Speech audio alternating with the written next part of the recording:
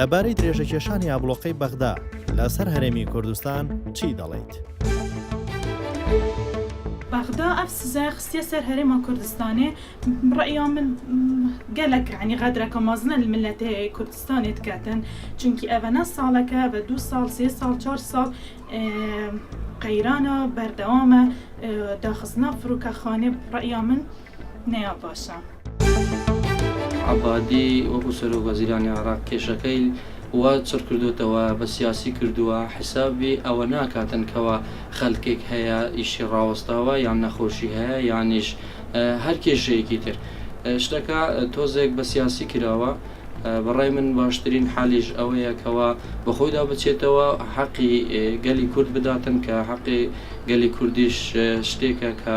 پێویستە بە زووترین کات بدرێتن و هەتا ئێشتاش زولمێکی زۆر گەورە لە خەڵکی کورد دەکرێتن لە هەموو لایەنێک و لە هەموو پارچەکە. عەبادی سزایەکی تەواوی کورد دەدا لە شەڕەکانی بەرامبەر داعش هەتا شەڕی پێمان بوو شەڕمان بۆ کرد هەتا بۆ هەرچی هەبوو بۆمان کرد بەڵام بە